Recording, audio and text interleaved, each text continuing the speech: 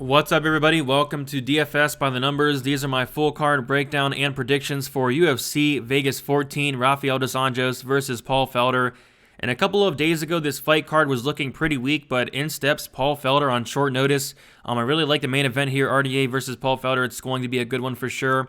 And then another fight that just got added on, Sean Strickland versus Brendan Allen at a 195-pound catchweight. In my opinion, that's the best fight on the card. So I think this card went from not so great to a pretty good card in just a matter of days there. So another thing I really like about this card is it's been a really chalky last couple of weeks. A lot of big favorites, a lot of favorites winning as well. And on this card, there's not really many big favorites. I mean, Julian Marquez is a decent-sized favorite. Other than that, these fights are lined pretty close, and I think a lot of these fights will play out close as well. And coming off of another winning week, making that 3 profitable events in a row, the best bet I had was Glover Teixeira plus 300 inside the distance. I thought that line was off all week after seeing the weigh-ins, after seeing how great Teixeira looked. It looked great on Instagram, but I did want to see it at the weigh-ins as well, and he looked good indeed and definitely showed in the cage. And this dude almost got knocked out in the first round. Was able to come back, dominate the first round after he did get, rocked a little bit. Dominated the second round, and then he almost got knocked out in the third round, which was insane. He was able to survive, dig deep, get a takedown, ultimately get the finish in the third round. What a fight. This dude is 41 years old. He's peaking at 41 years old. That's fantastic. You don't see that too often as well, and I think he definitely deserves a title shot, man. I really do. This dude's on a 5-fight win streak, has been looking fantastic, and he definitely deserves it. He wants it. He's been putting in the work. I think he's looked the best he's ever had in his career at 41. Just something awesome to think about there. But, getting into this fight card, I think it's going to be a good one. I have some underdogs here. I do have a bet on an underdog as well. We'll probably talk about 3 bets already on this card. Probably going to have some decent action. This card's kind of tough and tricky from a betting perspective, but I think there's a lot of value on some of these plays as well. So, with that said, before we get started, if you guys can leave a like on this video, subscribe if you have not yet, would appreciate that a ton. At time of recording right now, we are 5 subscribers away from 8,000, so by the time you're watching this, we probably did hit that 8,000 mark, so just want to say thank you guys so much for that. 8,000 is a crazy milestone. Like, I had a goal of getting 2,000 subscribers by 2020, so just quadrupled that, right here, right now in November. So thank you guys so much for that. Could not do that without you guys. All thanks to you. And another big milestone I hit over the weekend was 200 patrons. Started this in April. Started with like 15 patrons a month, and we're already at 200. Really growing the community. I love the Discord. I love a lot of the guys in there. Great guys. We always talk fights. Very active Discord as well. So thank you guys so much for all your support. It definitely allows me to do this full time. It allows me to put 100% effort, 100% of my time into this as well. And I am a firm believer of, if you do put the time and the work in, the results will come, and they definitely have came. But on a roll as of late, so hopefully keep it going into this card. I really like it, and then hopefully keep it into next week when we have UFC 255, which is a great card as well. So lots of good fights coming our way, guys. So let's get into it here. And we have the first fight of the night, and this is probably the worst fight of the night in my opinion. And we have, Roque Martinez going against Don'Tale Mayes here. And Mayes, he is 28 years old. He is 6'6", 81.5-inch reach, 7-4, and 3-2 in his last 5 fights. Martinez, he is 34 years old, 5'10", 72-inch reach, 15-6, and 3-2 in his last 5 fights. Looking at the odds here, we have Martinez plus 190 underdog, Mayes minus 230. Mayes did open up minus 185, so there is some money coming in on Mayes. And this fight, I think you really have to pay attention to the tail of the tape. I think the tail of the tape is very important here. Like, Mayes is going to have a 8-inch height advantage and about an 8.5-inch reach advantage as well. I think that's huge, especially in this fight where it is going to be primarily on the feet. I don't see Martinez being able to take down Mayes, nothing like that. If he does, he probably has a decent advantage. I just don't see it. And I think just Mayes having that reach, being able to probably outpoint Martinez, and Mayes definitely does have some good output for a heavyweight, averaging 4 significant strikes landed per minute. Not overly impressed with Martinez. he came in there, his UFC debut, fighting Alexander Romanov, and you can't really fault him for that. But overall, I feel like this is going to be one of those very boring, sweaty, slow, low output heavyweight fights. I feel like it could be a lot closer than the line indicates, just with not much going on. I don't really see either guy getting a finish, Both guys have really good chins. Martinez, really good chin, only has been knocked out once in 23 fights. Mays, pretty solid chin. He's only been knocked out once in 11 fights. Other than that, they've been submitted twice. Each of them have been submitted twice. I don't really see this hitting the mat. But yeah, I'm going to take Mays here. I'm definitely not going to bet the minus 230. I think that's a little crazy. I think this could play out a little bit closer than people think, but just with the physical advantages alone, I think with the output of Mays, I do got to favor him, but I'm definitely not putting my money on a low-level fight like this here. So the pick's going to be Mays by decision. Maybe take a look at the over 1.5. I think there's some decent amount of value on that. All right, really good fight here, and we have Tony Gravely versus Geraldo de Freitas. Gravely is 29 years old, 5'5", 70-inch reach, 19-6, and 4-1 in his last 5 fights. Geraldo de Freitas, he is 29 years old, 5'7", 72.5-inch reach, 12-5, and 4-1 in his last 5 fights. So this fight is actually really good and a really tough fight to call. I have been flip-flopping back and forth between my picks. At first, pre-tape, I liked de Freitas. I really did, just, based off the fact that, this fight's going to be touching the mat, 100%, and de Freitas is a black belt in BJJ.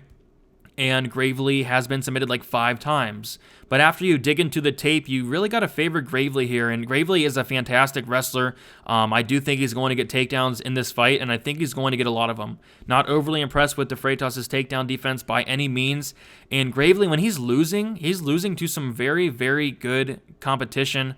In his last fight, he lost to Brett Johns. Absolutely no shame in that. I'm really, really high on Brett Johns. Before that, he lost to guys like Manny Bermudez.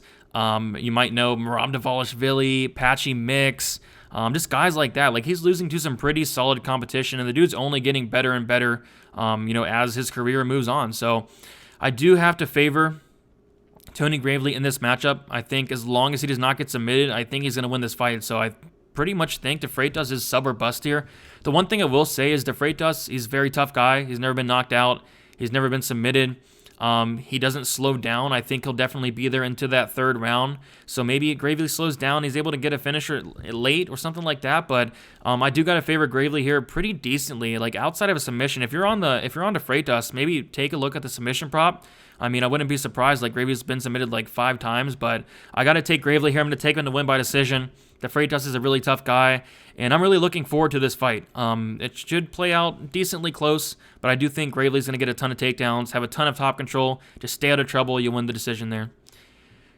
All right, this fight is going to be interesting. We got a newcomer here, Kanaka Murata versus Randa Marcos, and Murata, she is 27 years old, 5'1", 62-inch reach, 11-1 and 5-0 in her last 5 fights. Randa Marcos, she is 35 years old, going to be 8 years older here. 5'4", 3-inch height advantage, 63.5-inch reach, 10-9, almost 500. And she is 2-3 in her last 5 fights. So I'm not a big Marcos fan by any means. I actually really question her IQ at this point. Like, she had an interview before her fight with Mackenzie Dern, and in that interview she said, "I'm absolutely not going to the mat with Mackenzie Dern." She said she likes to play to her strengths, and she likes to play away from her opponent's strengths. And in that fight, like, I kind of crapped on Mackenzie Dern's takedown accuracy, and she can't wrestle, all that good stuff. But Dern didn't even need to get a takedown. All Dern needed to do in that fight was slip on the mat, and then Randa Marcos followed her to the mat for some reason, and I called it right there.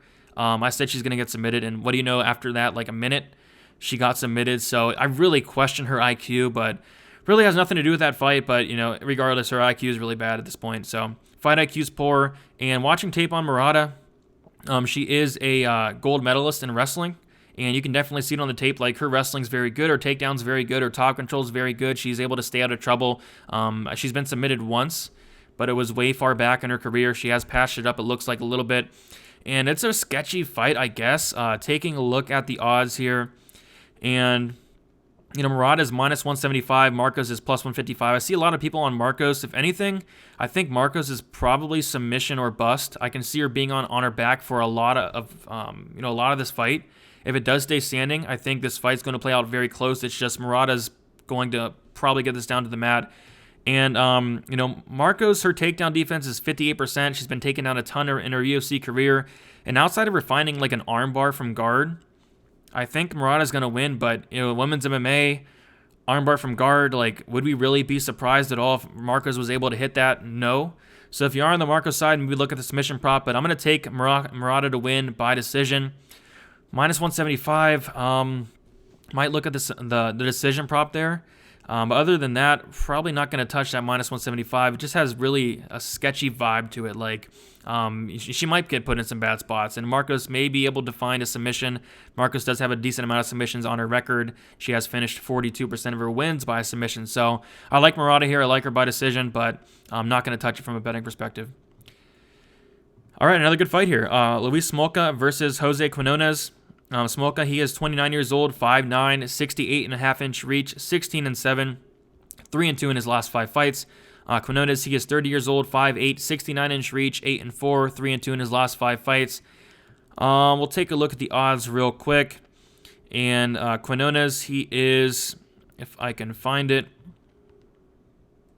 I can't find it. There it is. He's plus 115. And Luis Smolka is minus 135. Smolka opened up minus 175. I actually kind of agree with that opener a little bit more than where the line's at now. And I see a lot of love for Quinones. I really don't get it whatsoever. Smolka, I know you can't really trust the dude, but Smolka's a really good fighter, very dangerous fighter as well. Smolka does average 4.25 significant strikes per minute, 46% accuracy, compared to Quinones averaging only 3.41 significant strikes per minute. Smolka with a 52% striking defense. He is very hittable. Quinones with a 66% striking defense. Getting into some of the grappling stats, and this is what kind of concerns me in this fight a little bit for Smolka. So Quinones does average 2.58 takedowns per 50 minutes with a 45% takedown accuracy, and Smolka has a 30% takedown defense. But with that said, like, Smolka is very dangerous on the mat, has finished 44% of his wins by submission. And the thing about Quinones, he's not really a dangerous guy. I mean, he has a 40% finish rate, which is tied with the worst on the card with Ashley Yoder at 40%. And the dude has, you can see it right there in the picture, jiu-jitsu tattooed on his chest. And the dude has 1 submission win. Like, if you're going to have jiu-jitsu tattooed on your chest, you better be out here finishing people left and right by submission. So I think that's kind of funny there. Overall, I don't get this line. I think Smolka should be around that minus 170 range where it did open. I do agree with that opener. I don't really agree with the love of Quinones. Just watching tape on him, the dude does not like being hit. Like in his last fight against Sean O'Malley, O'Malley barely touched him, and the dude covered up and quit. He fell to the ground, just quit, covered up. And Smolka's a dangerous dude. Like, Smolka's going to come out there trying to take his head off. He's going to try to submit him if he does get, taken down there. And I'm going to go with the more dangerous fighter here. I guess, could Quinones take him down, stay out of trouble? Could he outpoint him on the feet? I guess, but I think Smolka's probably going to get a finish here. So Quinones has been submitted once. He has been knocked out twice. So he's been finished in 3 of his 4 losses there. And I'm going to say Smolka, I'm going to say he knocks him out here. I'm going to say he knocks out Quinones. I'm not high on Quinones like a lot of people are. I don't really get it. I do think, Smolka should be a bigger favorite here. So I might even be putting a bet on that, but I am going to be waiting for more money to come in on Quinones because that's what it looks like it's trending to. So give me Smolka here for the win inside the distance. I'm going to say first round knockout. All right. Oh, my gosh. Very tough fight to call here. Alex Morono versus Reese McKee. Morono is 30 years old, 5'11", 72-inch reach, 17-6 and 3-2 in his last 5 fights. McKee, he is 6'2", 78-inch reach, 10-3 and 3-2 in his last 5 fights. McKee notorious for coming in there against Chimaev, landing 0 significant strikes. Very impressive there from McKee, landing 0 significant strikes. But he did come in, I believe, on short notice, so, we can't really fault him in that fight. Can't really talk about it. In this fight, taking a look at the odds here, and Morono, he is minus 190, and McKee is plus 165. So about a week ago, I was looking through this fight card a little bit. I saw Morono at like minus 200, and I thought like that line was off. I thought he should have been a much bigger favorite. I thought McKee was some kind of scrub, but after looking into the tape, I think McKee's he's not the best fighter in the world. I do think he's kind of skilled on the feet, and I do think McKee having a 6-inch reach advantage kind of scares me in this fight. He's going to be the bigger fighter for sure, and Morono, I kind of question his fight IQ. I really do. Like, the dude is a black belt in BJJ. He has such an advantage on some of his opponents on the mat, but the dude has not landed a takedown in the UFC, and it's so frustrating. He has finished 35% of his wins by submission, though, 29% of his wins by knockout. The thing about McKee is he has finished 100% of his wins, 70% by knockout, 30% by submission. he's a dangerous guy, just so a low-level competition. He is hittable himself. He has been finished twice in 14 fights. I think Morono, just having the more experience, is definitely going to pay dividends in this fight. McKee, you know, watching tape, I'm not all that impressed on the guy. I do think Morono is the better fighter, but I really question the IQ of Morono. I think if he wants to take this fight to the mat, find a submission, I do think he could. But will he? No, he won't. If he did, he'd be like minus 300, but he won't go for a takedown. So it could play out close. I definitely agree. I see a lot of love for McKee. I actually don't hate the shot on it. I do feel like this is going to play out close, but just the experience of Morono, I think he's the better fighter as well. I think he's been making improvements as well in his striking, which you love to see. But the 6-inch reach advantage does scare me a little bit. I'm not going to have a play on this fight. If it was lined a little bit closer, I guess I'd take a shot on Morono. But if anything, like maybe the fight doesn't go to decision line on this fight. McKee has been finished a couple times in his career. And McKee also has a 100% finish rate. So I guess I'm going to be looking at some props for this fight. But the pick's going to be Morono. I'm going to pick him to win by decision, grind out a decision there. And I'm not overly impressed with McKee overall, so Morono for me. Next fight here. This is a really interesting one. Granger versus Ashley Yoder. Granger, she is 28 years old, 5'7", 68-inch reach, 7-1 and 4-1 in her last 5 fights. Ashley Yoder, 33 years old, 5'7", 66.5-inch reach, 7-6, almost 500 there, 2-3 in her last 5 fights, and taking a look at the odds, and I'll tell you guys right now, I do have a bet on Miranda Granger, but the problem is I bet her at minus 107. I know a lot of people got like plus money on her as well. I wish my book opened up in time so I can get that. She opened up minus 105. She's now down to minus 150. Yoder is plus 130 there, and yeah, I mean, I like this fight for Granger quite a bit. I think it could play out a little bit close, but I'm not all that impressed with Yoder by any means whatsoever. I mean, her striking is very poor, very, very low output. She's very hittable as well. Miranda Granger is someone who's been training since she was 4 years old. She got her black belt in Taekwondo at 12 years old. And, you know, coming into the UFC, I didn't know much about her. Her fight against Hannah Goldie, I was expecting her to, you know, probably take the fight down to the mat. I saw that she has 71% of her wins by submission, a ton of submission wins on her record. So I was kind of expecting her to take down Hannah Goldie, but no, she went out there and struck with Hannah Goldie for 15 minutes, and she outstruck her. So I was impressed. I was impressed with Granger. She was a big underdog against Hannah Goldie. A lot of people were on Goldie in that fight, including me. So in the next fight against Amanda Lemos, she got submitted in the first round. I think people are looking a lot more into that than they should. I think Lemos is a much better fighter than Yoder. And you got to remember, like, Granger came in on short notice in that Lemos fight. She also came in on short notice against Hannah Goldie. So this is going to be her first fight in the UFC where she's had a full camp. And I do think that's going to be very important to note here. So Yoder, in a lot of her fights, she's going to be used to having the height and reach advantage. In this fight, she's actually going to be at a reach disadvantage of about 1.5 inches. And they're going to be at about the same height here. I do think Granger's the better striker. One thing I'm worried about, I guess, is Yoder taking down Granger. And when Yoder takes girls down, like, she doesn't do much with the takedown. She doesn't really get a submission. She doesn't really land ground and pound. She doesn't do much, and the judges definitely see that because she's lost a lot of fights where she is taking these fighters down and doing nothing with it, and she's losing those fights. Granger, when she's off her back, she's very active. She can get reversal sweeps. She can throw up submissions off her back as well against these lower level opponents. Can she do it against Yoder? Probably not, but when this is on the feet, I think there's a clear advantage for Granger, and just for that reason alone, I do think she should be the favorite here. I think Granger's grappling is not bad, and yeah, I like Granger here, 7-1. I think she has some decent upside as well.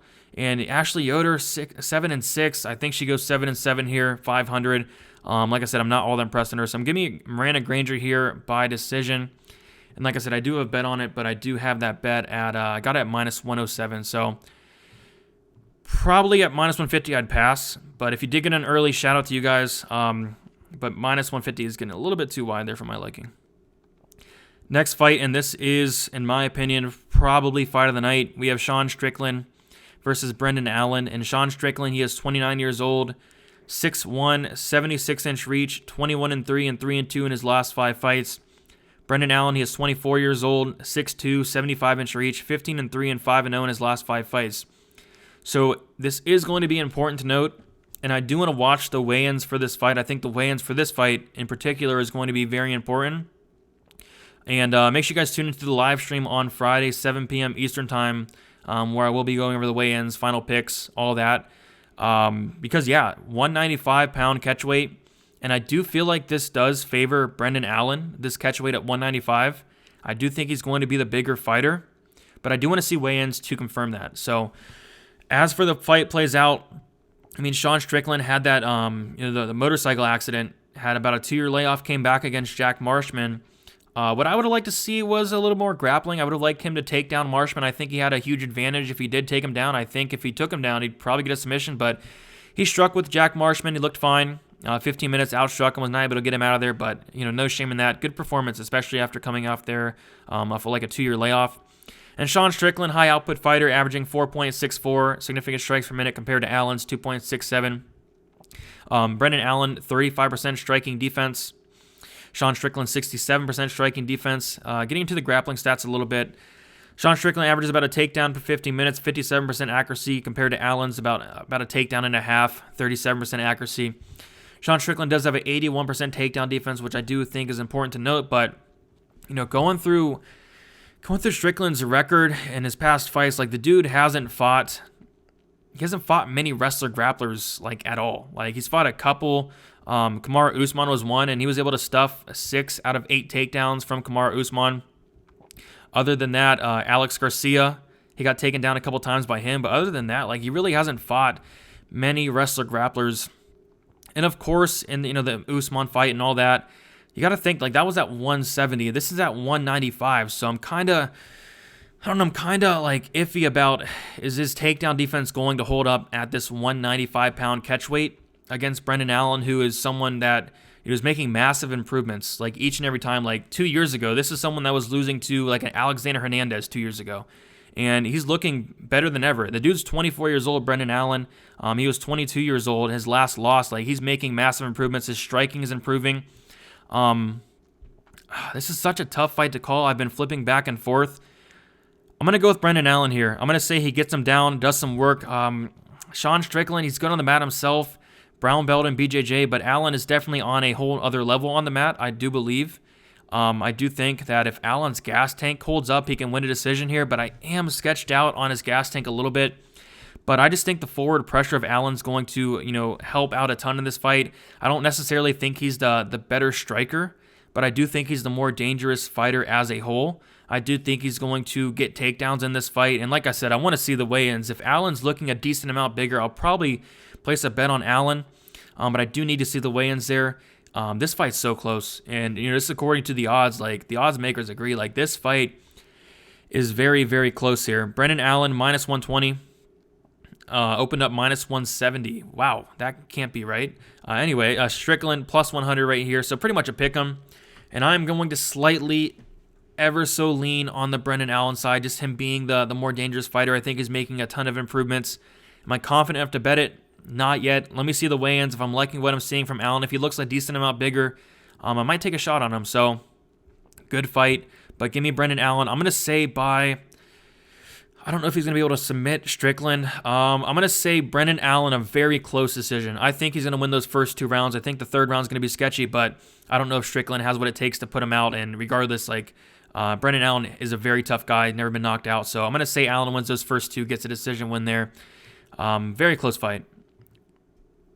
All right, next we have could be a potentially boring fight here, honestly. As, a lot of Eric Anders' fights are as of late. And Eric Anders, he is 33 years old, 6'1", 75-inch reach, 13-5, 2-3 in his last 5 fights. Antonio Ahoyo, he is 31 years old, 6'3", going to have a 2-inch height advantage, 73.5-inch reach, going to be at about an 1.5 inch reach disadvantage there. 9-3, 4-1 in his last 5 fights. I'll tell you right now, I'm not impressed with Eric Anders. I do think he's on a decline. The dude has not been looking all that great. Very frustrating fighter to watch. Very frustrating fighter to back. In his last fight, he did not throw much volume whatsoever. I thought he had a pretty significant advantage in the striking in his last fight, and he went out there and he just clinched up a ton, made it a very boring fight, trying to take down Christoph Jocko, who has a really good takedown defense. Ultimately was not able to take him down. Ended up losing a decision before that. Gerald Meerschaert, slightly beat him in a fight a lot of people thought he lost. Vincius Moreira knocked him out. Who cares? Like, Moreira's a really bad fighter. Before that, got dominated by Khalil Roundtree. If you're out here losing decisions to Elias Theodorou, like, you really gotta, you really start to think, man, like, that's not a good look, losing a split decision to Elias Theodorou. And, just in this fight in general, like, Ahoyo, like, I'm actually really impressed with what I saw. In his fight with Andre Muniz, like, he was able to survive the grappling exchanges, which I think, is very impressive. I'm really high on Andre Muniz. He was able to survive on the mat with him. And Ahoyo, he has been submitted twice in his career, I believe, but, both of those were a while ago. So obviously he patched that up in his game, and his striking is very good. I think he's going to be throwing the more output, really good body kicks, really good head kicks as well. Just the more volume in general, I think, is going to be big in this fight. The only thing I'm worried about is Eric Anders maybe comes out here with a takedown-heavy game plan. It's just not something he's been doing as of late, and I think Ahoyo's ground game is pretty solid. So I actually like Ahoyo in this fight, and I don't want to say I'm surprised he's an underdog, but I do like Ahoyo to get it done.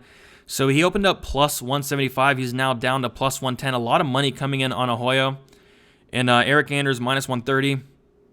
Opened up minus 225. Which kind of surprising there, but I do think that this fight's probably going to be a pick 'em by the time the card starts. Or I can even see Ahoyo being the slight favorite here. I see a lot of love for him, and honestly, I understand why. It's really hard to trust a guy like Eric Anders. So, yeah, give me Antonio Ahoyo. I'm going to pick him to win by decision. Eric Anders is a tough dude. Give me Ahoyo by decision there. All right, so this fight, it's another tough fight to call, and you'll definitely see that, like, a lot of these fights are really tough, really close to pick, and this is definitely one of them. And you wouldn't think that. Like, I think Kay Hansen is like the third biggest favorite on the card here. So Kay Hansen, she is 21 years old, 5'2", 63-inch reach, 7-3, 4-1 in her last 5 fights. Cory McKenna, she is 21 years old, 5'3", 58.5-inch reach, 5'1", 4-1 in her last 5 fights. So Kay Hansen had that great performance against Jinh Frey. I want to say great performance, but she kind of lost those first 2 rounds. In the third round, ended up getting a takedown, ultimately submitting Jinh Frey in that third round. And her ground game is really good, I'll give her that. Her wrestling's pretty solid. And in this fight, like, watching tape on McKenna, I do think she's probably the slightly better striker. Good grappler herself. I think they're both purple belts, but I did notice that McKenna gets taken down a lot. She gets taken down a lot by these low-level fighters, and I definitely 100% see this fight touching the mat. And when it is on the mat, you got to favor Kay Hansen. I think she's the much better grappler. I think she's the much more dangerous grappler as well. Sure, you can favor McKenna in the striking slightly, but ultimately I do see this fight, I would be shocked. I would be shocked if this did not hit the mat here. So I actually like Hansen here. I see a lot of love for Cory McKenna. And I can understand why, just based off the price. Like, the line, yeah, it's off. If Hansen does not get a submission, yeah, it's going to be really close. But I'm ultimately leaning towards Hansen getting it done, just based off of being the better grappler. I think she's the more dangerous grappler. She has finished half her wins by submission. And even if McKenna takes down Hansen, which I do think that could be a possible scenario, like, Hansen's really dangerous off her back as well. I'm going to take Hansen to win here. I'm going to take her to win by submission. I think the line's wide. I do think the line's wide, but in a fight where they're going to be on the mat, I got to favor Hansen here. So give me Hansen by submission. I don't really hate anybody taking a shot on McKenna at those odds. I do feel like it could play out close if Hansen does not get that sub there. All right. Next fight here, pretty ugly fight, I guess. And we have Julian Marquez versus Safarov.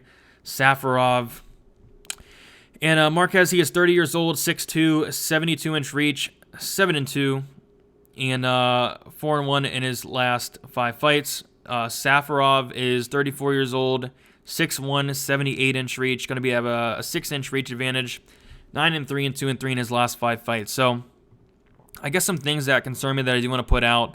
Safarov has a 47% striking defense, but Safarov does land about 2.5 takedowns per 50 minutes. 41% accuracy, and Marquez does have a 52% takedown defense. I guess that's the only thing that sketches me out a little bit, because I do think Safarov has a good chance of taking down Marquez. But, I think the skill gap is pretty apparent here. I think Marquez is the much better fighter. But I do see a path to victory for Safarov, I guess, getting the takedowns. But yeah, I think Marquez is better pretty much everywhere the fight goes, especially in the striking. If it's on the field, like Marquez is going to destroy this dude. I don't think Safarov is the best fighter in the world, or I don't really think he's UFC caliber in my opinion. Marquez, I'm not overly high on the guy, but just in this matchup, I think he's the much better fighter. I'm not overly high on Marquez's gas tank, but Safarov, his gas tank is really non-existent. Safarov has been finished in all three of his losses. He's been submitted twice. He's been knocked out once. Both these guys are really good finishers. Marquez finishing all of his wins, 71% by knockout, 29% by submission. Safarov has finished 89% of his wins. And yeah, I'm going to say Marquez gets the finish here, but I mean, it's kind of sketchy. I just think there's a big gap in skill with Marquez being the better fighter. I don't, rate Safarov all that good whatsoever.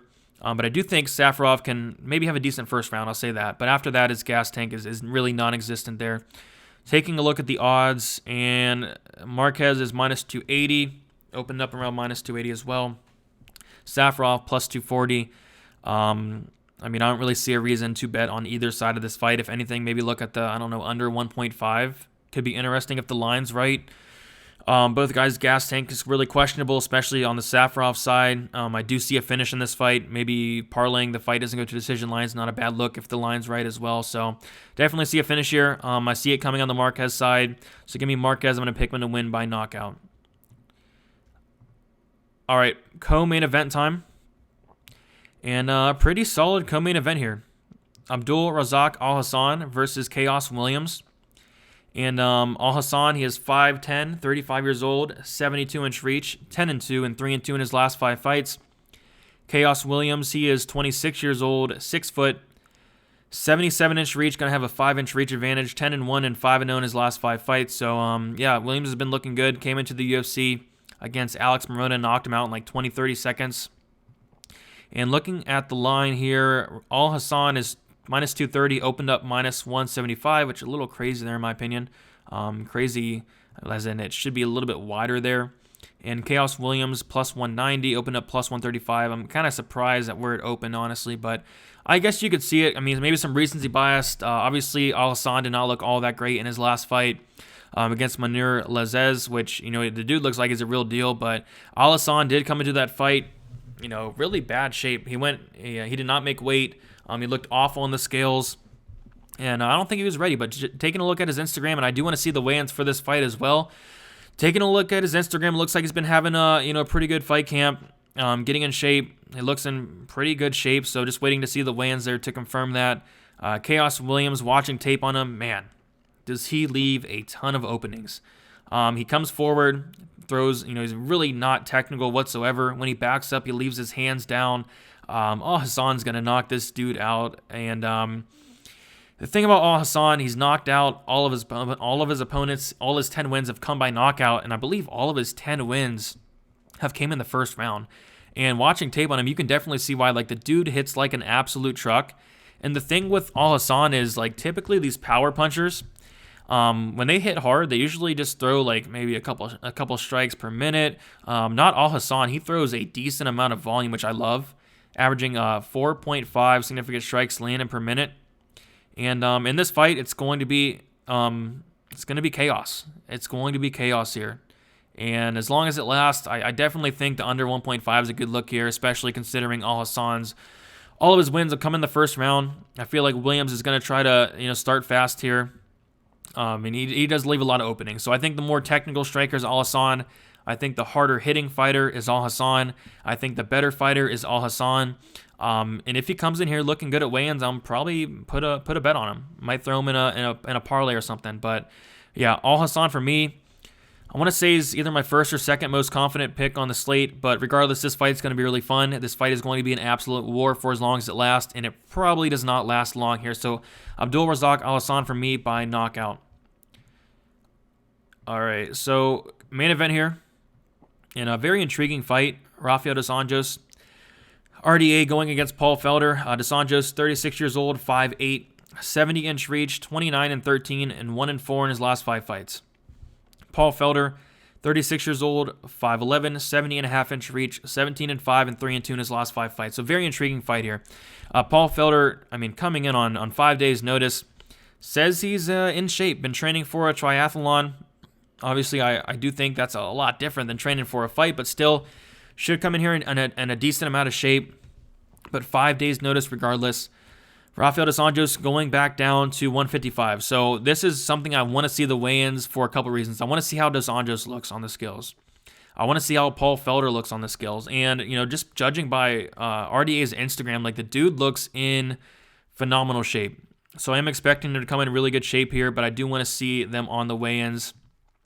And dos Anjos, coming back down to 155, it looks good on Instagram, but I do want to see him on the scales. I think that's a good thing for him. Like, against his last fight, Michael Chiesa got dominated a lot of the fight. Leon Edwards, look at some of the guys he's losing to. Kamaru Usman, Colby Covington. One thing a lot of these guys have in common, they're pretty good wrestlers, pretty good grapplers, all of them. Other than that, beat Robbie Lawler 2017, Neil Magny 2017. And I think coming back down to 155 here is going to help him a lot in the wrestling grappling area. And I think that's where he's going to need to go to in this fight to succeed. And even then, like on the feet, I think this is really close itself. I think RDA is probably the more technical striker. I think he's the better striker overall. I think Paul Felder is the more dangerous fighter. I think RDA is going to be throwing more output. And I think that I favor RDA a decent amount here. And taking a look at the odds, RDA minus 190, opened up minus 175, Paul Felder plus 165. And I favor RDA here. He's had a full training camp, training for Islam Makhachev, which was going to be a very wrestling, grappling heavy fight. So I'm assuming he's going to use that in this fight. You'd think he would. Like, if he does, he has a big advantage just taking down Paul Felder, grinding him out, maybe finding a late finish or winning a decision on the feet. I think he's going to be throwing more volume, the more technical fighter. I think Paul Felder is dangerous. Maybe he can hurt dos Anjos, but dos Anjos has a really solid chin. He's only been knocked out like twice in like 40 fights.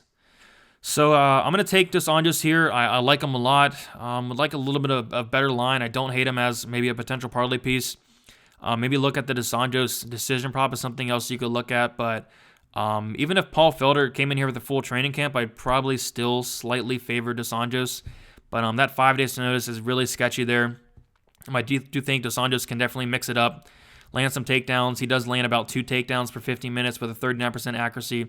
And like I mentioned him off. Like, he's been fighting some really good wrestler grapplers like Kamaru Usman. You're not taking him down. Colby Covington, Michael Chiesa, which he was huge at 170 there. So yeah, I'm gonna take RDA to get it done. Grind out Paul Felder to a decision. I wouldn't be surprised if there's a late finish as well. So those are the picks and predictions for UFC Vegas 14. Really good card. I'm just going to go over my final picks here. Just recap, RDA, Rafael dos Anjos here, Abdul Razak Alhassan, Julian Marquez, Kay Hansen, Antonio Ahoyo, Brendan Allen, Miranda Granger, Alex Morono, Luis Smolka, Kanako Murata, and Tony Gravely there. So a lot of these fights are really close. I think a lot of these fights are coin flips, like Sean Strickland, Brendan Allen. I want to see the weigh-ins for that. I do want to see the weigh-ins for the dos Anjos and Felder fight, but yeah, make sure you guys tune into the live stream on Friday. Go over all my bets, my DraftKings, all that, the final picks, all that good stuff, and the weigh-in. So with that said, thank you guys so much for all the support. If you can leave a like, it really helps out a ton. Subscribe if you have not yet. Again, it helps out a ton. Thank you guys so much for 8,000 subs. Could not done it without you guys. Let's aim for 10,000 soon. 10,000 would be a insane milestone there. So good luck, guys, if you have any bets, and let's keep killing it.